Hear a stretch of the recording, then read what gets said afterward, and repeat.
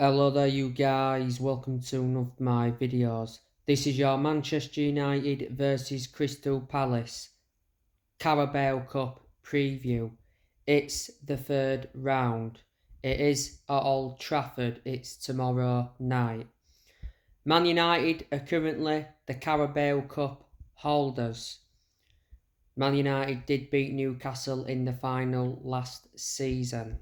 It was Man United's first trophy since 2017. Manchester United are coming into this game on the back of a 1-0 away win at Burnley. It was a poor performance by Manchester United. And after the game, Ten Hag, came out and hailed Man United's team spirit and fight in Burnley win. But Ten Hag still wants more.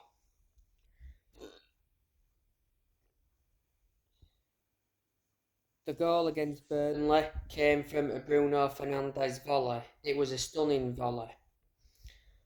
It was Jonny Evans that set up the goal.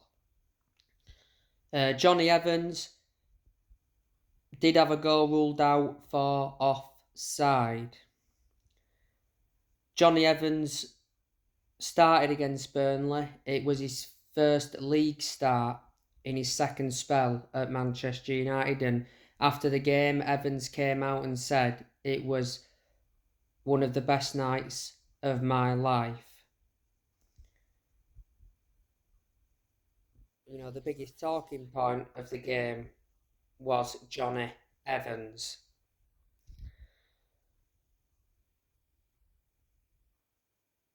There is two players, by the way, that are expected to make their debuts against Palace in the Cup. That's Sofian Amrabat. He's just come back from injury. And Altay Bendia, that goalkeeper we brought in as a backup for Onana. Mason Mount is expected to be involved in this game against Palace. Of course, he's been out with injury.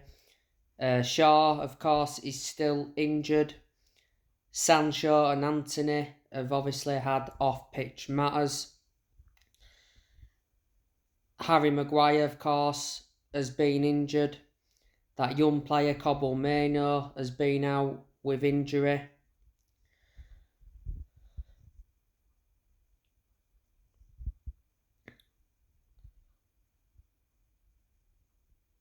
So we have had quite a few players missing. And Malaysia has been injured.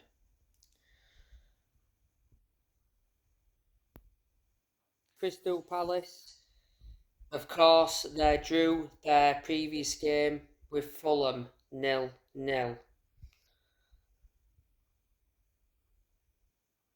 The players Crystal Palace they've got Odsonne Edouard, Jordan Ayew, he's one of Crystal Palace's key players, he could pose a threat. Jean-Philippe Mateta,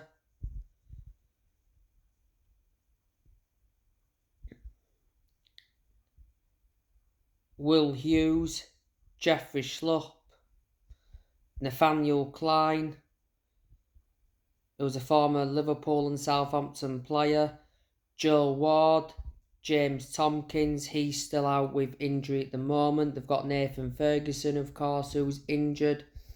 Jefferson Lerma, who they signed from Watford, he's out with injury at the moment. Matthias Franca has been out with injury. They signed him from Flamengo. Michael Olise is another one of Crystal Palace's key players. He's been out with injury. Don't forget, in the last game at Selhurst Park, he scored a very good free kick to salvage a point for Crystal Palace.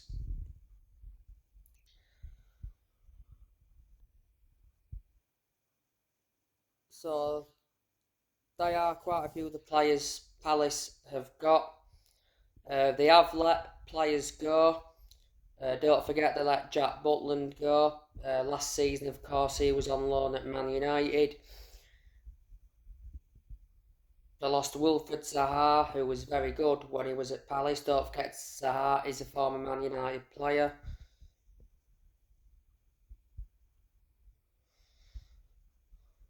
They lost Martin Kelly.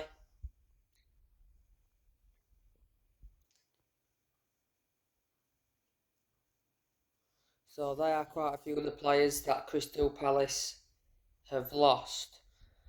And Man United have done transfer business with Palace before. We got Wan-Bissaka off them back in 2019. Of course, Palace got Wilfred Zaha off us a long time ago. So Palace have done transfer business with Man United.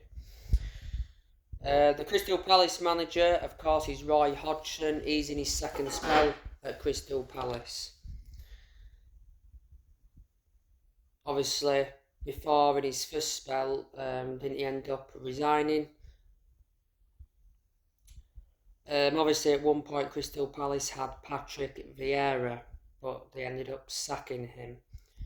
Roy Hodgson, I can't believe he's still in management. He's managed a lot of clubs in his managerial career. He's managing Palace now. He's in his second spell, like I mentioned. He's managed the likes of Liverpool before, wasn't good there, got sacked.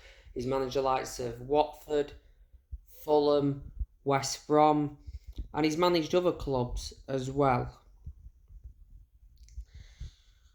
But yeah, in this game against Palace, I'm expecting Eric Ten Hag to rotate. I think he'll give some youngsters a chance. So anyway guys, that's something to update you with. Drop your comments, likes, below on the channel if you do. Consider subscribe as always, and take care. God bless.